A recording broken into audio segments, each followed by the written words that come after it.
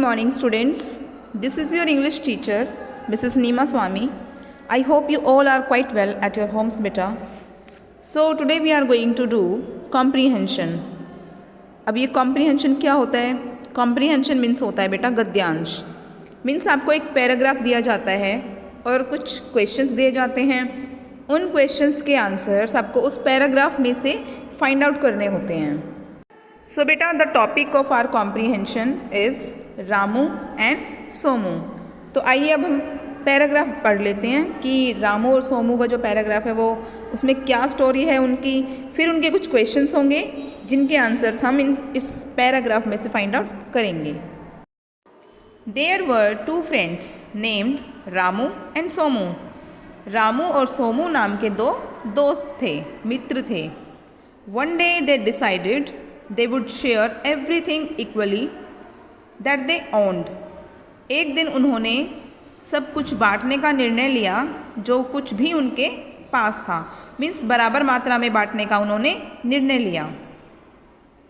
But Somu who was the cleverer of the two made sure that he got all the benefits while Ramu did all the work.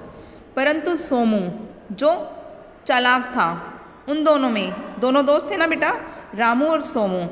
Somu उन दोनों में से चालाक था. उसने सोचा कि उसे ही सारा फ़ायदा मिले जबकि रामू सारा काम करे.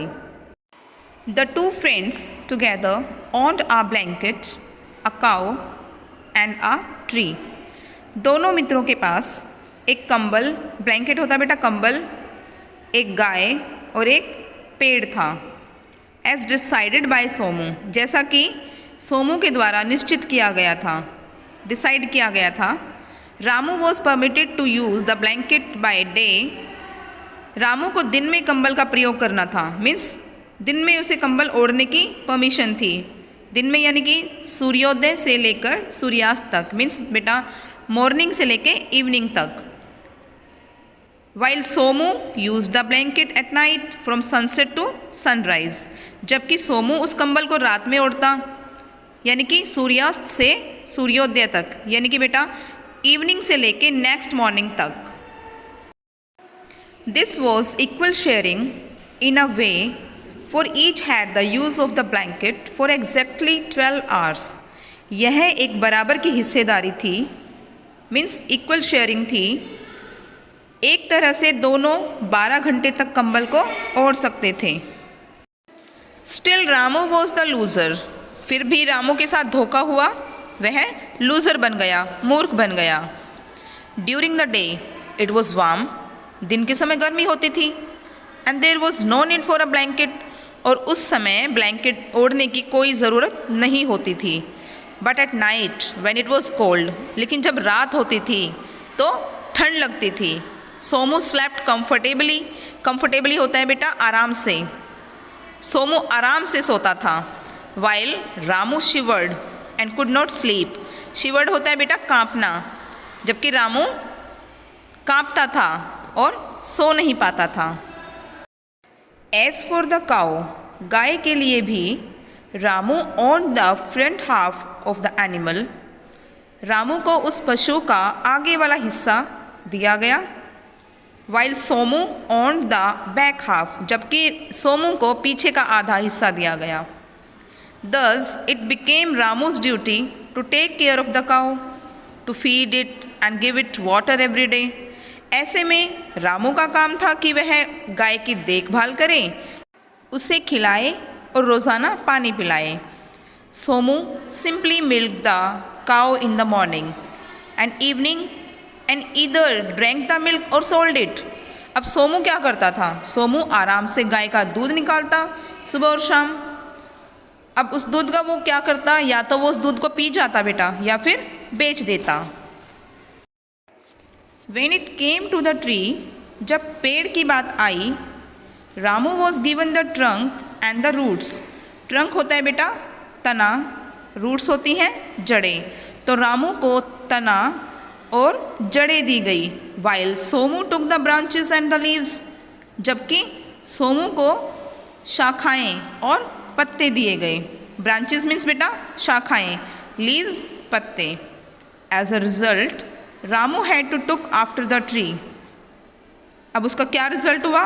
परिणाम स्वरूप रामू को पेड़ की देखभाल करनी पड़ती थी। वाटरिंग इट डेली, उसे डेली पानी देना पड़ता था। While Somu helped himself to all the delicious fruit, जबकि सोमू को सारे स्वादिष्ट फल मिलते थे।